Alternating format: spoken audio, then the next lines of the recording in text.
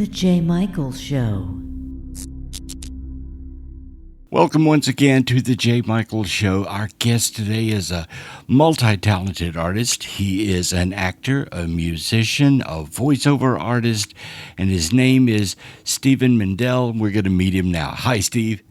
Hi, how are you, Jay? Doing good. Well, let's just get started here. I wanted to ask you, you were a regular on Night Heat in the 80s, and I want to talk a little bit about that. How did you end up getting that role? That's actually one of those funny serendipity stories, because I left Canada in 1981. I left Canada in 1981, seeking fame and fortune. The stars and all the rest of it in Los Angeles. And I didn't visit home. Oh my gosh, I guess it was 2.5 years, something like that. I'm trying to get my chair locked in here so I don't keep rocking back and forth on it. Okay, I'm making adjustments in the background too. Okay, so anyway, that doesn't want to go in. All right. So I hadn't been home in a couple of years, 2.5 years. And I had, in the meantime, worked on all three networks at the time. They were really back in the 80s, the only game in town: ABC, NBC, and CBS. And I had done some guest spots on each network, and I'd been keeping busy in Los Angeles. And my kid brother, my baby brother, got married. It was going to get married July 1st, 1984. So I got to go back for the wedding. So I book a week before and the week after, figure I'd hang out. Summertime. It's not, it's the downs, what used to be what was called the off season. So I show up in Montreal, and a friend of mine said, do you want to meet my agent? And I said, sure. So I went to meet his agent, and his agent took a look at me and asked me what I'd been doing. And I very offhandedly mentioned stuff. And at that time, having network credits, their eyes went, oh. And I thought to myself, oh, come on. I'm the same guy who left here 2 years ago who you wouldn't have peed on if I was on fire. But anyway, so I got sent out on an audition, and I booked the first thing I went out on, which was a movie. Right. And then they sent me out on something else, which was a TV show. And then they sent me out on something else, and I ended up missing my flight back. And then the movie I was going to do didn't start for a month. Now, I didn't really want to fly all the way back to Los Angeles just to fly back to Canada, but I had some time to kill, so I went with another buddy of mine to Toronto from Montreal. And I met that guy's agent in Toronto, and they sent me out on an audition, and that happened to be Night Heat. And I walked in, and I didn't know anything about it. It was a cop show, and I thought it was just another low rent, and you'll forgive the expression coming from me, but it was another piece of low rent Canadian stuff. Right. And I had this scene in which there was some humor for the cop, and I laughed my way through it because I found it funny. And the producer said, would you mind doing it again? I said, no. He says, only this time, don't find it quite so funny. I said, fine. And he looked at me afterwards, and he said, okay, I did it again. And he said, I had a full beard at the time again, and it was red. And he said, would you shave your beard off? Now, I'd been booked in on that movie with the beard, so I didn't go into a long-winded explanation. I just said no. And he looked at me, he says, good answer. That guy's name was Sonny Grosso. Now, a lot of people today don't know who Sonny Grosso was, but Sonny Grosso was the real New York cop who broke with his partner the real French Connection case Hmm. back in the 60s. Ah, His partner's name was Eddie Egan. So, and Sonny by this time he'd retired from the NYPD as a detective sergeant, and he'd been the technical advisor on that movie and a bunch of other movies. And he'd gone into production for himself. So that was how I got Night Heat. And that was, I mean, it was sheer serendipity because if my brother hadn't been getting married on July 1st, I wouldn't have been in Canada and I right. wouldn't have been there to audition for these things. So, anyway, 96 episodes, pretty much close to 5 seasons. It was a great time. Do you have any funny stories from the set of Night Heat? Some things Oh that my happened? God. Well, there's what we it was our fa is our favorite story as shooting in Toronto. So we shot at night a lot. As a Hmm. matter of fact, after the first couple of episodes, I don't think we ever shot in the daytime again. So when you're shooting, and now even though they didn't say we were New York, it was based in an unnamed, we never named it, the unnamed northeastern city, but it was New York. Right.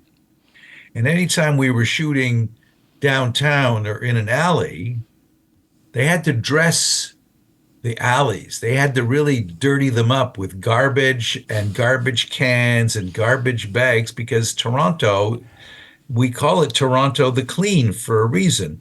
Hmm. So we had dressed, our set people had dressed this alleyway with garbage cans and with fake garbage. I mean, green garbage bags and yellow garbage bags and torn up pieces of cardboard. And we broke for lunch one night, Hmm. 3 o'clock in the morning. When we came back, Toronto Sanitation had cleaned up all our garbage, Oh gosh. all of our set dressing. The set dressing people were not particularly impressed. Yeah. Yeah. Interesting. Interesting. Well, the way you and I know each other is during the pandemic, you played a different song every day on your guitar. And I I did. absolutely love that because it was an inspiration to me because I just picked up the guitar and was trying to learn how to play. I'm still trying to learn how to play, but I loved it that you did that. Tell me about your CD and your music and how you got started playing. Well, okay, hold on a second. Let's see what I can reach it. Hold on. Okay, Great. so I happen to have one. Great. Ah, Go ahead. all right. Okay, so this is, let me see if I can do it without getting a reflection. So that, Sing me a story. Hmm. sing me a story. Yeah. Okay, it's really me, It's really you. except I've got the hat covering my bald dome. Flip it over, show the front of it. Oh, that's Yeah, the there. front. Oh, that was the. Okay, that's the front. I thought you showed the back. There's the There you back. go. There's the back, and there's all the songs on it. All Yeah. the stuff that you did during the pandemic was like cover songs and Gordon Lightfoot, and I was Yep. so inspired by it. So talk to me about your music. I want to know more about it. So, okay. Well, first of all, the my uh, isolation series is what I called it. So Yes. I ended up doing a song a day for a year, plus about 5 collaborations with some friends. So I guess I did about 370 songs Hmm. over the course of the year. When I was a kid, and I mean single digits kid, I was a boy soprano, Hmm. and I was cast in musicals at summer camp. Hmm. And then once I got to be about 15 years old, my mother thought I should play an instrument. So they tried to get me to play piano, but I was very resistant. Hmm. And then they offered guitar, and I went, well, that's cool. Yeah. And I played guitar. I took a few lessons. I don't know, 6, 8 months of once a week lessons. I wasn't a very good student Mm, because you're supposed to practice between lessons, and I rarely practiced. mhm. Um, but when I got to high school and found out that girls liked it when you played guitar and sang songs to them, Right. that was a cool thing. And the same thing happened in college. Girls liked it when you picked up the guitar and sang them a love song. Right. But I started playing it was folky music, folk Hmm. music. And I met some like-minded people at college, and we formed a group and we sang all kinds of events. We sang events at our college, we sang at events at other colleges. That lasted a few years, but those guys and one woman are friends to this day. Wow. It's a long time. I'm talking 50, over 50 years Hmm. that we've been friends. So I've continued to play socially. Um, Music has always been a very, very, very important part of my life. When I went when I was in Toronto doing Night Heat, I was very busy, Hmm. because if I wasn't, we were shooting all night, and I bought a house and I renovated the house there. So I didn't play a lot of music. I played a little bit of music with a couple of friends. When I came back to Los Angeles, um, the few people I had known before. Remember, I was away almost 5 years. I knew a couple people, but they had lives of their own. Hmm. And I was living in a suburb of Los Angeles called Mar Vista. It's sort of near Marina Del Rey. Hmm. And I picked up a local newspaper and found out that there was something called the Santa Monica Folk Music Society, which got together in a church basement. Um, I don't know, the third Sunday of the month in the afternoon, something like that. Hmm. And I went to one of these things. It was a big song circle, a lot of people. There must have been about 30, 40 people there. But I sang a couple of songs, and a couple of people said to me, "Hey, we're going to go out and get some food at this particular restaurant." I remember it was called Nifty Fifties. It was a burger joint. Wow. Would you like to join us? And I said, sure, I'd love to. And that group of people became the mainstay of my social life. Hmm. Every event, whether it was a Christmas, New Year's, a birthday, the Super Bowl, it was, hey, it's so and so's birthday. Let's get together, have a potluck, and have a hoot, play some music. Hmm. And that was as I say, that was my social life for, God, a good 15 years, Yeah. Um, and at one of those events at somebody's home, I'm going to go say it was 2009, 2010. A man came up to me and said, I do a coffee house at such and such a place 5 times a year. It was at a civic center. Hmm. And he said, are you interested in playing? I said, sure. So he booked me. And somebody came along and said, I do another one over at this place at the social center in another town. Are you interested in a gig there? I said, sure. And that sort of rekindled my performing. I had done some performing in Canada before I left. Hmm. I played 2 years in bars. Didn't like it very much. Right. No, it was people were still smoking cigarettes in bars and were having fights in bars, and Right. wasn't a lot of fun. Yeah. And you can't hear So the I music because everyone's talking. exactly. I Yeah. mean, somebody comes up and says, "Do you know this song?" And I go, "Sure, I'll play that for you." And you start into the song, and before you're 2 bars into it, that person who asked for it is talking and yelling is louder than everybody else and completely ignoring you. And I thought, if I want to be ignored, no, I'm not going to go there. I'm not going to make that joke. Um, no, but I was very discouraged. I don't Right. think I was cut out for being Muzak, and I was playing as a single, Hmm. which I also really and truly don't enjoy all that much. The old group you mentioned that you originally started playing with that you still know today, do you guys still get together and play? We do. Yeah. We actually do. Now, You should two form of a those band. guys, well, two of those guys Hmm. played together playing, let's call it Celtic music for Hmm. 35 years.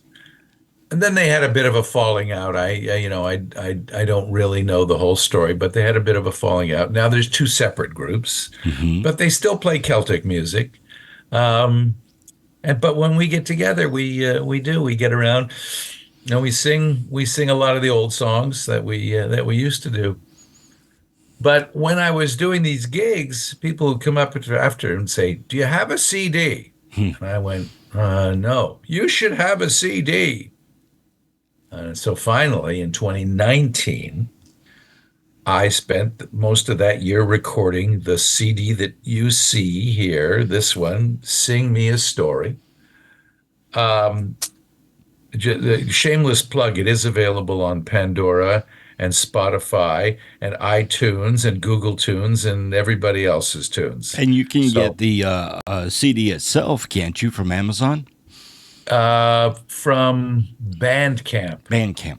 Okay. Yeah. Well, I, we'll put links under this to Okay, well, everything that's I'd yours. love to have it on Amazon, but I have no idea how to do that. So, Hmm. um, but what was interesting was the guy. I am a, I'm a decent rhythm guitarist. You're a good rhythm guitarist. Okay, You're very good. I think I'm serviceable. I'm a serviceable rhythm guitarist. Now, the guy who plays, anytime you hear, if you happen to listen to any tunes on this album, anytime you hear a guitar and you go, wow, that's a guy named Al Johnson. Ah, And he produced it. He was the musical director. He was my accompanist when I was gigging the last few years before COVID. Um, and he played guitar. He played acoustic guitar. He played electric guitar. He played slide guitar. He played bass. wow. The only instruments he didn't play on my album are the fiddle, the mandolin, and what else did we have? We had percussion. Hmm. So he doesn't do that. He also did a little bit of synthesizer for something. I don't remember where there's synthesizer, but he used a keyboard Hmm. and noodled out some tunes. But the kicker is that I took 2019 Hmm. to record it and put the artwork together, and my wife did the artwork. Hmm. I did have the shot on the front taken by a professional photographer, and we got the album, and we had a gig. Hmm. My first gig of 2020 was Valentine's Day. It was a place called the Fireside Cafe. We brought Wow. uh, we brought the box of or a box of the CDs because when I was figuring out how many to buy, the difference between buying 250 CDs or 500 CDs or $1,000, where 1,000 CDs is pretty insignificant. Right. So my producer says, get 1,000. You'll use them. You'll have them as calling cards. There'll be business cards. There'll be everything else in the world. I said, okay, fine. So I ordered 1,000 of these things, and we set up a little. My wife handled the booth Hmm. for sales of the CDs, and we sold. We had it was there was it was 99 seats at this particular place, and we sold about 25 CDs. Not bad. That was February 14th, 2020, Hmm. and very shortly thereafter, the entire world closed down. Yeah, yeah. The pandemic happened, and so Yes. what made you think I'm going to do a different song every day? Oh, well, let me think. That's 4 years ago. Hmm. I decided one day, shortly after we'd been in uh, isolation, Mm-hmm. my mother-in-law was living here. She's a very sweet lady. She came and lived with us, and I was noodling. I was sitting down in the living room, and I just thought, you know what? I'm going to put out a song. Mm-hmm. So I did a song. I don't remember which one was the first song. Um, and then I just somehow it got into my head that I could keep myself sane. Mm-hmm. I could maybe provide a little bit of distraction, if only for 3 or 4 minutes during this crazy time Mm-hmm. of the pandemic. And so I just started recording, one song a day. And it really was terrific for me as well, because I'd rehearse the song because I don't have the skills to try and edit video and audio together. So Mm-hmm. I had to get it in one take, Mm-hmm. right? Right. So I would rehearse, and a lot of times I'd get it in one or maybe the first or second take. Sometimes it would take me five or six. Occasionally it would take me 10 or 12. Mm-hmm. But it was really and I ended up taking requests as well. So Right. I was learning songs for the series. I think at the Uh, time I sent you a request. I don't remember what it was, but I think wonder maybe what, you did it. I'm sure I did it. If you sent it to me, I Yeah. wonder what it was. I can't remember. Somebody asked me for what's his name? A Randy Newman song, Feels Like Home, which I Mm-hmm. didn't know. And I heard it and I said, oh, that's a nice song. So I did that one. What else did I do? Oh, there was what's his name? A Don McLean song that I didn't know that I did for somebody. Mm-hmm. I learned Tom Waits. I learned a Tom Waits song for somebody. Uh, there was an obscure Bob Dylan song. There Mm-hmm. was the one that what's her name? Not Elle. I was want to call her Adele. Mm-hmm. Did a Bob Dylan song. I covered that. Mm-hmm. I really had a lot of fun. You know, I looked at my repertoire. I looked at people sent me requests, and I just it kept me sane. You Right. know, I had a task every Well, day. I had a all task. total, I think you did about 380 of them, right? I think it was 370, but 370. I could be wrong. Mm-hmm. Wow, that's amazing. Do you collect guitars? Do you have several of them? I do. As a Ah, matter of fact, it's interesting. I probably had. Let me think for a second now. Well, okay. I'm obviously not a kid, right. and my wife and I were doing our estate planning. Mm-hmm. And I was talking about how I was going to give this guitar to this friend and that guitar to another friend. And because I probably had, let me, I had 9, 10, 11 guitars, something like that. Mm-hmm. And I realized as we were doing our estate planning that it was rather silly because some of the guitars, although they're lovely guitars and I love them, they weren't getting played. Mm-hmm. They just weren't getting played. I have a Martin D28, which is my from I bought it in 1981, and it was from 1971, Wow. and that's my workhorse, and also my baby. That's the guitar that I tend to go to. Mm-hmm. I did acquire a couple of very high-end Martins. Um, and it's funny because I play them every so often, but then they go back in the cases and they go back in the closet. Mm-hmm. Um, I have a Taylor that I call it my beach guitar because I take it with us in the RV. I take it with us on picnics. Whenever that's the one that I sling around. Yeah. I have a handmade 12 string. I built a guitar myself. I saw that where you had done that on, you showed pictures on Facebook as you were building the guitar. You still have it, Exactly. right? I did. Yes, I did. That was truly a terrific learning experience. Mm-hmm. And I'd go get it, but it's all the way in the other downstairs, No so I problem. won't I won't step away. Um, what I have in here next to me, I have a baby Martin, Oh, wow. which is in the case, little baby Martin. It's not Mm-hmm. that big a deal. It just I keep it here in my office, and I also have this. It looks like it's called a traveler, and it's Mm-hmm. just basically a neck and a Right.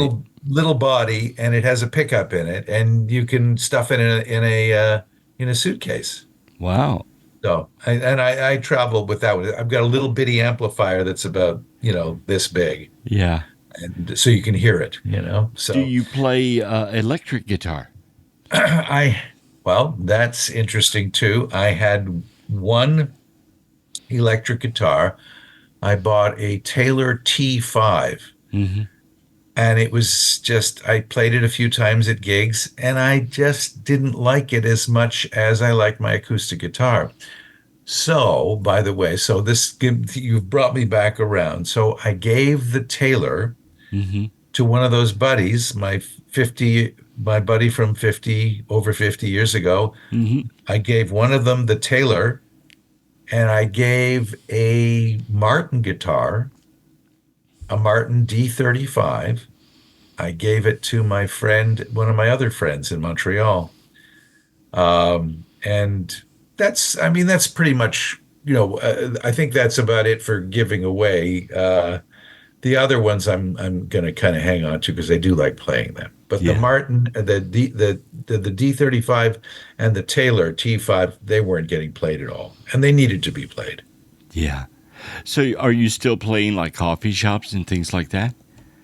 Well, we kind of took off for the summer. I had two groups going. Mm-hmm. I was the guy who played all the guitars on my album. Become a bit of a recluse since COVID, Mm-hmm. and I did find another fellow who lives in my neck of the woods, and we played a few gigs together. And then summertime came, and my wife and I were doing some traveling, and I was playing in another group with two women and another fellow who plays stand-up bass. And the two women had family stuff all summer. So I think we're going to start getting back together again and playing. Do you do like Christmas events or holiday thing, playing holiday music? I have been doing those kinds of events with the group with the women in it. We do Yeah. Halloween, we do Christmas, we do other celebrations. So Easter, we did one for Easter. What else did we do? Um, Anyway, yes, yeah. Yeah. The answer is yes. I would love to see you in concert. I've seen you on video, but I've never seen you actually in concert. And I bet you put on a great show. Do you think you do? Um, well, for one thing, I enjoy it, Mm-hmm. and I'm somewhat gregarious on the stage. If I know I've got the time, I'll have some stories about the songs or some stories about, who I heard playing it or where I learned it from. Um, in the last little bit when I've been playing, particularly with the women, we're doing an hour show somewhere. So Mm-hmm. there isn't really a lot of time to wax loquacious, Mm-hmm. but I enjoy performing. Yeah. Do you prefer to play your music that you've written or cover songs? Okay, the truth is, the only songs I've ever written are terrible. I know good music and I don't write it. So, Yeah. at least not yet. Yeah. Well, you actually could be better than you think you are. Now, listen, I have tried my hand at writing songs, and it's first of all, I find it very challenging. Hmm. I I'm creative in other areas. Right. Other than being an actor and a musician, you also are a voiceover artist You did Oh the boy. voiceovers for Shark Week, and Yep. you do different dialects and accents. Can we hear some Yep. of that? Absolutely. Most of my dialects and accents have a trigger phrase. Uh-huh. So, why wouldn't you be knowing it? That's what you get into when I'm doing my Southern Ireland voice. Wouldn't you be knowing it? That's what you talk like. And of course, if I'm doing Northern Ireland, it's a sort of a fine thing I'll be doing. If I'm up there, up by Belfast and Dublin, it's a little harsher in the intonation, Yeah, right? yeah. So that, Something I've noticed also is throughout my life, whenever there would be a scene in a movie or a TV show where someone had to do a Southern accent, it's almost like they looked back to Gone with the Wind to come up with the idea for the accent. And we don't talk that way here in the South. But well, so, how do you approach a dialect when you're going to do it in a show? there are actually dialect coaches Mm-hmm. and people with recordings that you can acquire or buy or rent or whatever. Mm-hmm. Um, a lot of accents, some of the accents for me came very, very easily. A Scots accent. I never had any trouble doing a Scots accent at all. And I didn't ken why. Mm-hmm. Scots came easily. French from France came very easily. It's an accent I can do uh, I slip into it very easily. Or the French Canadian, that's a whole different thing. When a French Canadian person is talking to you, he put a H where there is no H, he take out the H where there is a H. So those came easily. Mexican Uh, accent? which one? Can you do a Mexican accent? I kind of do a stereotypical, si, senor, I do a Mexican accent for you. See, we're going to have some frijoles, you know? Yeah. Or a Um, Southern accent. Can you do a guy from well, so Texas? it takes what kind of Southern accent y'all talking about? Yeah. Well, You that want a sounds Southern more. accent? That's What? Alabama there. That's That's Alabama. Alabama or whatever you want to do. I have to listen to, if I want to do Texas, I got to listen to Matthew McConaughey. Yeah. Yeah. You So, do a great job with that. Let's talk about your TV career some more and what all you've been in multiple episodes of different TV shows. And so I'd like you to just talk about a few of them and tell me your experiences from that. um, well, my first episodic television show was Heart to Heart with Robert Wagner. Mm-hmm. It's the one and only time in my life I've ever played or been a waiter. I've never had a job as a waiter other than on that one show. Right. Uh, and I will never forget this as long as I live. All I had to do basically was, bring him his drink, take his order, bring him his drink or whatever it was. And he turned to me, Robert Wagner turned to me and he said, "What's your name, by the way?" And I told him my name. He says, "Thank you." And then he turned to the director. And instead of saying, "Can we get the waiter to do X, Y, and Z?" he said, "Can we get Stephen to move about 2 steps to his left on this scene? I think that might work better for me." And I thought, what what a true gentlemanly thing to do.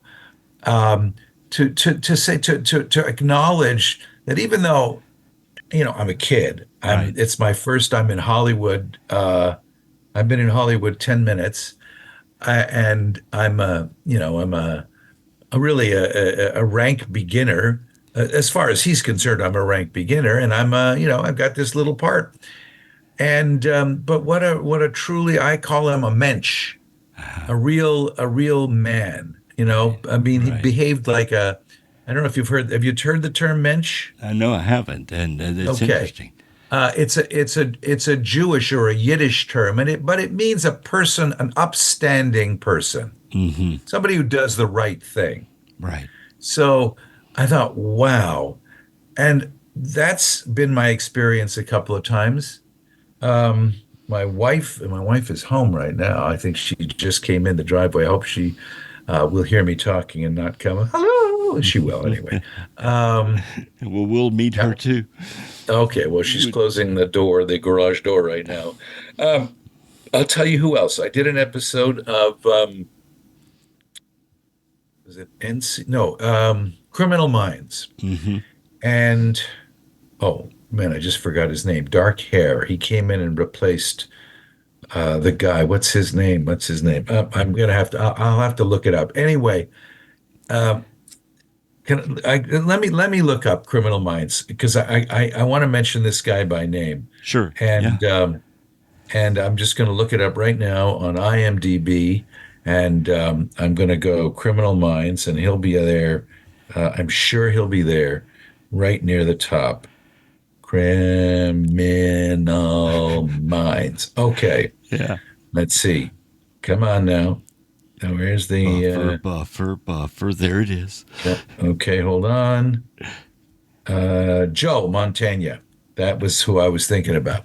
Okay, so Joe came in. He was the lead when Mandy Patinkin left. Hmm. And I come in. I'm playing a doctor. I play a lot of doctors, and I'm playing the doctor to the kid who was long haired, and the actor's name was Matthew Gray Gubler, I think, or Gubler. Anyway, honey, I'm on a Zoom call. I'm just letting you know. Um, Let me close the door. Sorry, Sure. I should have No done it problem. before. No problem at all. All right, gonna close the door. All right, hold on. It's live All right, TV. there we go. This happens. Okay. Okay. So anyway, I'm sitting at we're doing what they call a table read. A table read is where all of the characters and then the guest actors sit around. Usually you get a bunch of those brown tables and they make either a square or a horseshoe or something. Hmm. And everybody sits around and you read through the script. So sitting down, and I don't know anybody. But Joe Mantegna comes over and says, "Hi, I'm Joe Mantegna. I want to welcome you to the show." And he holds out his hand and he shakes all of us. There are three or four or five guest people who are coming in. And I thought, there's another bench. I mean, Hmm. there's a guy, he doesn't have to do that. And let me tell you, none of the others even acknowledged us. Right. They were just in their own little world in their thing. So that was kind of nice. Then I mean, things are coming to my mind. I did several episodes of Mad Men Right. in which I played a Holocaust survivor. But the thing that, although I had a really good, they were good experiences for me. My first episode was directed by the series lead, John Hamm. Hmm. But the man who produced the show, Matthew, he was the creator, the showrunner, Matthew, I can't think of his name. Um, That's okay. okay. We'll just call him Anyway, Matthew. this Matthew, Hmm. he came in and he stood up before we started the table reads. Hmm. We're sitting down again, big table, everybody's there. And he comes in and he says, "Okay, first of all, nothing about this show is to leave this room before the show airs. You cannot post it on social media. You can't tell your best friend. You can't tell anybody because that's our stock in trade." And then he stood there and he says, "I may not be able to ensure that you never work in this town again, but you'll never work for me again if you betray my trust." And it was like, oh my Wow. God, man, relax, Yeah. chill. It was over the top. It just way over the top. So, uh, but That, working on the show was great. I worked with the lady, Elizabeth Moss. I hmm. had a an episode that in which she featured. She was terrific. I played the father to the actor who played Ginsberg. And he was terrific. I mean, a really, really likable man who was a hard worker, a creative actor. He's gone on to, I think he's became the star of what's that show? It's kind of like a show about Walmart kind of big Clerks or show, something like that. Superstore. Yeah, Superstore. Okay. Yeah, he's the lead. I don't know if that's still going, but he's the lead in that. And then what other shows have I done? Well, you I were talking did about a he was emphasizing you couldn't post anything on social media. That's pretty standard, isn't it? You don't ever talk about a episode until it comes out. It is and it isn't. A lot of times people will post, "Hey, I'm working on this show. I can't tell you anything about it." Mm-hmm. But then again, it may not. It may be that there's nothing super secret about an episode. Some shows, by the time you finish shooting them, they're airing. Mm-hmm. They're a week or two ahead. Right. So it's not really a serious transgression. But yes, it is standard procedure that you don't give away the show before it airs. Mm-hmm. But this guy was, I mean, it was way over the top. It was too Yeah. much. Yeah. Yeah. How many NCIS episodes have you done? Oh, no, only one.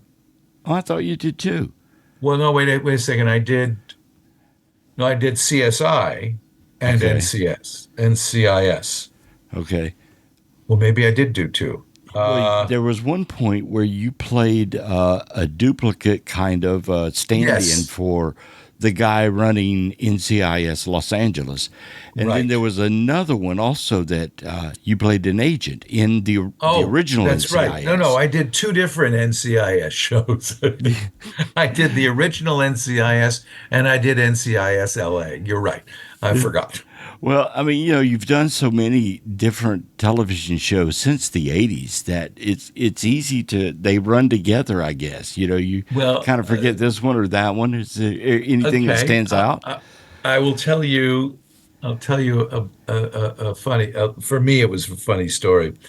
This we were having a get together of music friends at my house, Mm-hmm. and my one of my friends said, "Hey," and this will tell you how long ago it was. "I got a tape I want you to watch, VHS tape."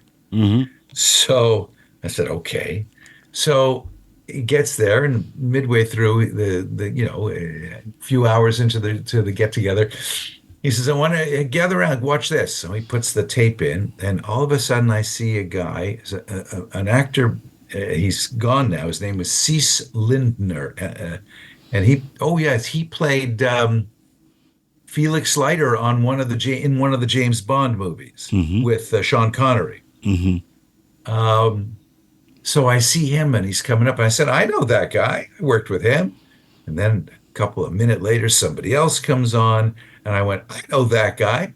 And all these actors that I had worked with in the past, and then all of a sudden, I pop up on the screen.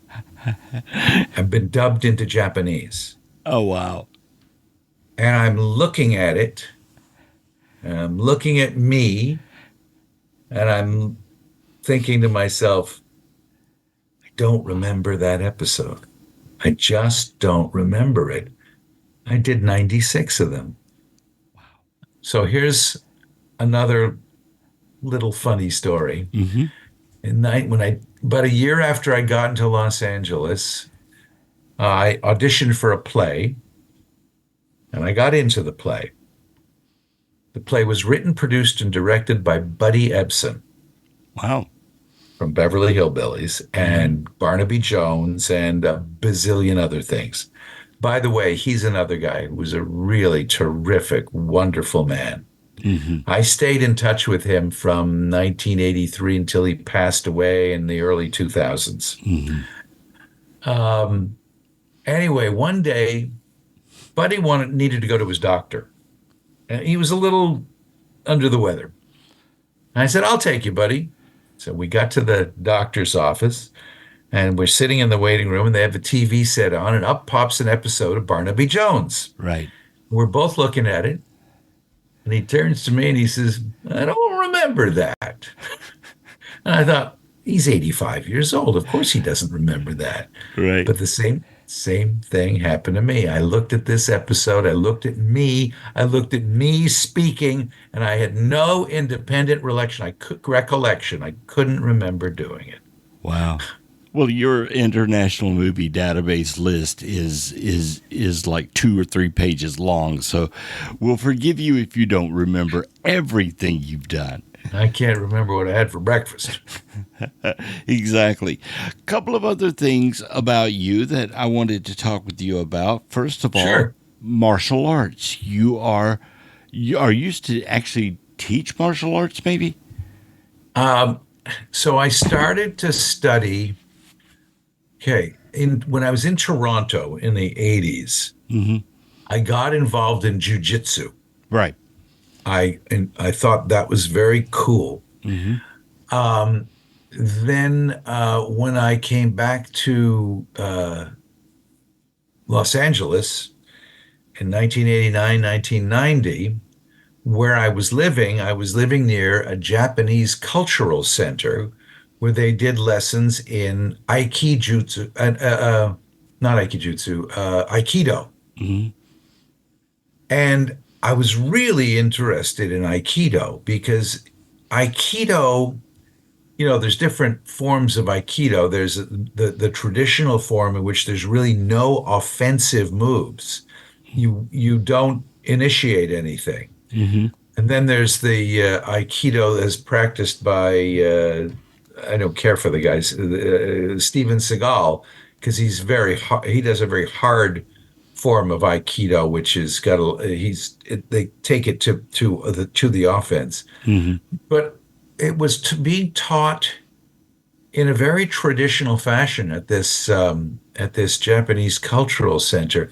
So what would happen is the sensei would demonstrate a move, and it would have the feet were doing something, and the arms were doing something, and the hands were doing something, and he would say, "Okay, now try that," and I couldn't get it. Mm-hmm. I couldn't get it. I said, can we break it down? So can I see what the feet do and try that and then put the hands in? No, it's not the way. Just do. And I found it very frustrating because I couldn't put it together. Right. And then I started looking for something else, and I found a fellow who taught the very obscure martial art of Aikijutsu. And apparently, according to what he said, it was a parent art. It was the parent art from which the sport of judo came. Mm-hmm. All the throws and the pins and the submission holds of judo, and aikido, all the redirection of force and moving moving the forces away from you, and karate, the kicks and punches and strikes of karate. Apparently, according to this gentleman, all came from Aikijutsu, which has them all. Although there's no high kicks in Aikijutsu, nothing above the knee. There's redirection of force. There's grabs. There's breaks. There's submission holds. Mm-hmm. All of that in Aikijutsu, and I quite enjoyed that. I didn't get that far into it. I got to you have a white belt, a yellow belt, and an orange belt, and a green belt. I got to a green belt. Mm-hmm. And then that fellow moved out of town that I was studying with. And I went to, it's a Korean art. What's the Korean art? Aikido? Say it again? Aikido? No, that wasn't it. It's a Korean martial art, and I can't think of what the name is, but I studied a little bit of that. Studied a little bit of everything. Listen, I took boxing. I did grappling, not exactly wrestling. I did some Krav Maga, just to study it. But the truth is that if you're really going to learn something, you got to be prepared to fall. Right. I don't want to fall anymore. Exactly. Sorry. Did I you just ever don't want get to a do it. chance to use any of it in any of the shows you were in? In the shows, yes, and once in real life. Uh huh. Tell me about that experience. I was still in Toronto at the time, and we just started shooting Night Heat, and I was staying in a furnished apartment. And I came home to the apartment one day to find the female manager frantic because some fella had come in with a screwdriver and was attempting to jimmy open the washing machines and get Hmm. the quarters. Hmm. And you know, um, I I came in and he ran, and I chased after him, and he brandished the screwdriver at me, and I did a sweep and a wrist pin, Yeah. and I put him down on the ground and I sat on him till the police came. You're a That was hero. it. Wow. No, not really. But it was foolish. It was Yeah. foolhardy and foolish of me to chase him. It was Yeah. rather stupid of me to chase him He, because he could have stabbed me with that screwdriver. sure. So it was stupid. I should have just not, let him go. There's no point in me pursuing a guy who's stealing quarters. But I don't know. I But was your busy. training kicked in. I That was guess. I something guess. that you were able to do. Hmm. Yeah. Something else I want to ask you about, and just quickly also, is you teach scuba diving. Tell me how you got started in that. Let's hear about it. um, when I was a kid, my mother loved to watch Jacques Cousteau specials. Mm-hmm. And I saw them in those, they had silver wetsuits Mm-hmm. and they wore silver helmets with lights on them. And I thought that was the greatest thing in the world. And I always wanted to learn to scuba dive. And finally, in my last year of college, I saw they built the university I was at built a new recreational center with a swimming pool in it. And one day I saw a sign, learn to scuba dive. This was 1970, I don't know, 75, 76, probably 76. Mm-hmm. Learn to scuba dive, $100. It was a lot of money Yeah. still. In the 70s. Yeah. But I thought, boy, do I want to do that. And I signed up and I learned to scuba dive in 1976. And then I just dived recreationally for a long, long time. And then in the 90s, um, it was suggested to me that I'd been helping out people with their classes, Mm-hmm. just as an assistant, as a safety diver, Mm-hmm. and what somebody suggested to me that I should become an instructor, and eventually I did. So in 2003, I took the Los Angeles County Underwater Instructor Certification course. Now that is kind of like boot camp Mm. for scuba instructors. I did go on and do other certifications, but it really is. It was 14 weekends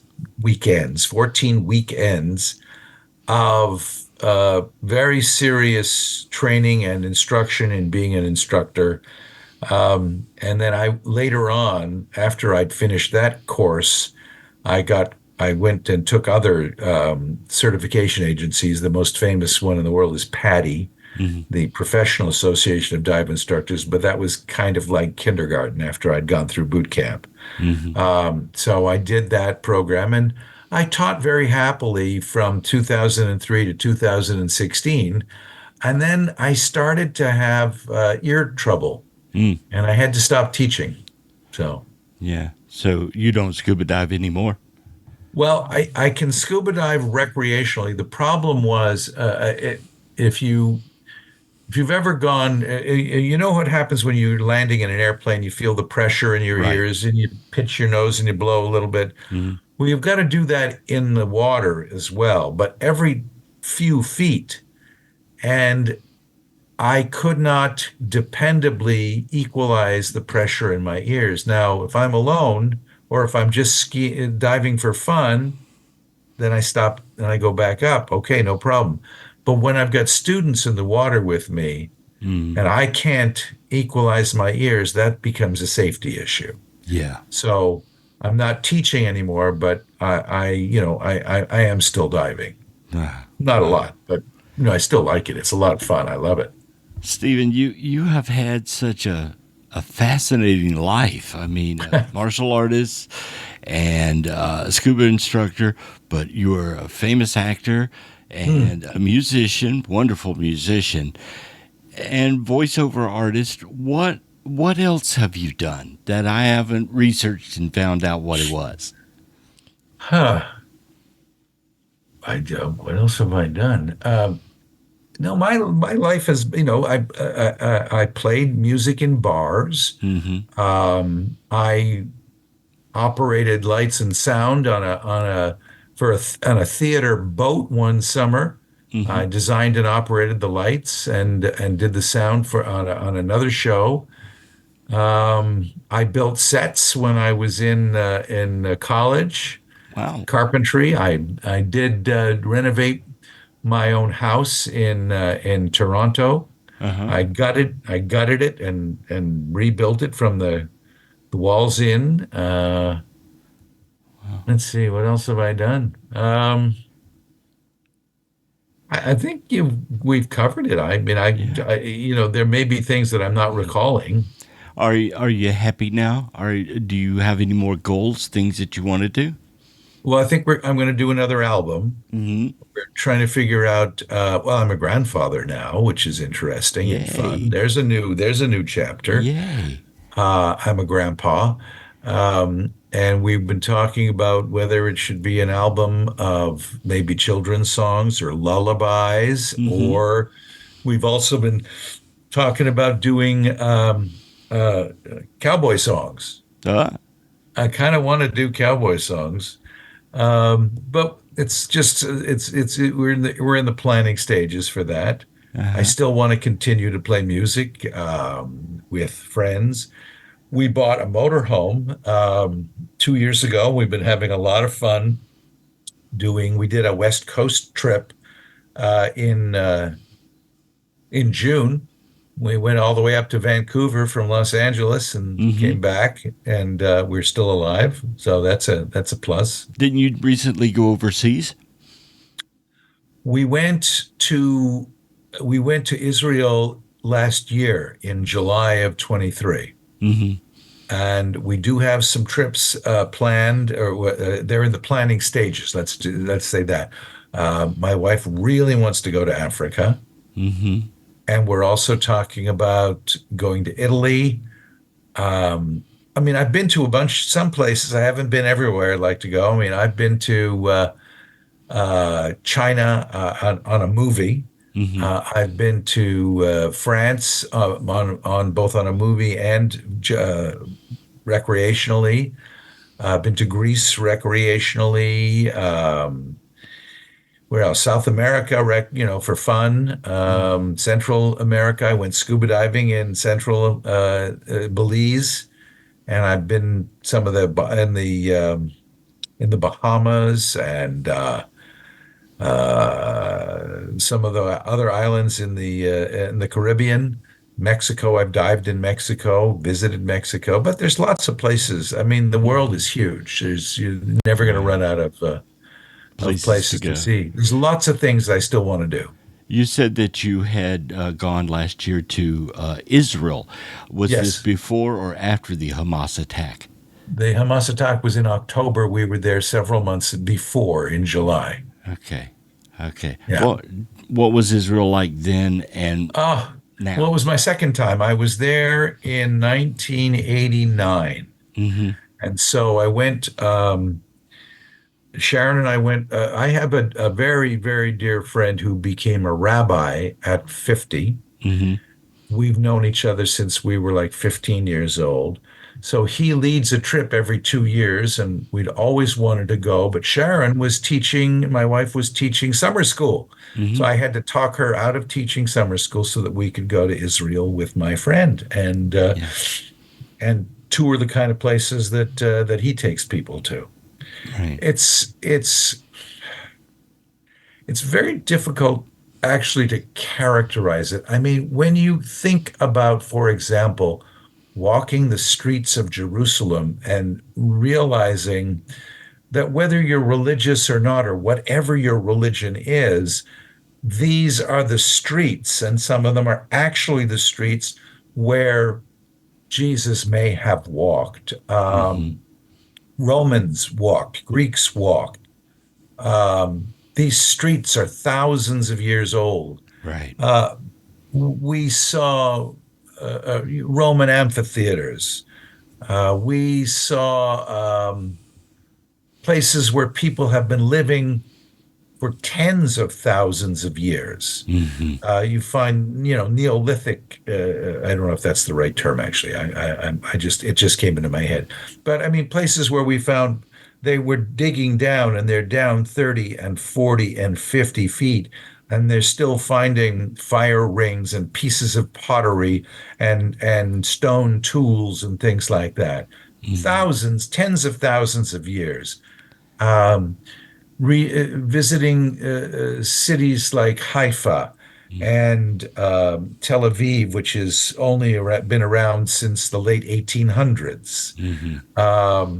and then Jaffa, which has been there since the Greeks, or Right. if not longer periods of time. So you Where else? could feel the history as you walk those Oh, streets. it's incredible. When you're in Okay, so if you're in a modern part of Jerusalem, it's a city. Hmm. It's New York. Right. It's Los Angeles. It's Chicago. Same Starbucks, thing with Tel McDonald's, that kind Aviv. of thing. But you go and you walk a mile and you're in Jerusalem. I Right. mean, you're in old Jerusalem with the walls. Hmm. Utterly astonishing. Um, but we went to the Dead Sea. We went to it's and the names suddenly the names are flying out of my head. But some of the places where who was the king in Jesus' time? Pilot? No. Pontius Pilate. No, Pontius. not Pontius. It begins with H. I don't know why. Yeah. Anyway, there's a Roman city where he built himself a palace with a swimming pool, Ah. and you can still see the walls of the palace and where the square where the swimming pool was. Uh-huh. That's It's amazing. we went up to Masada, where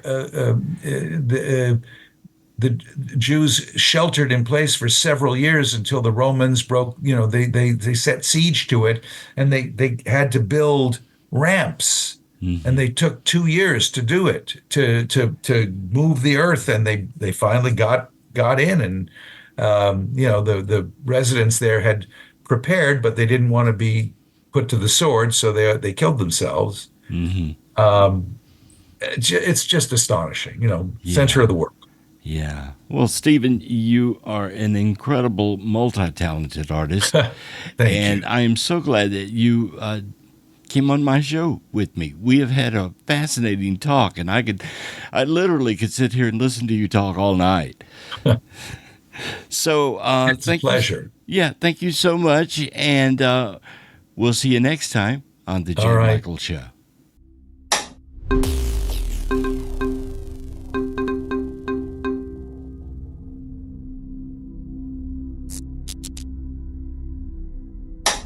Goodbye.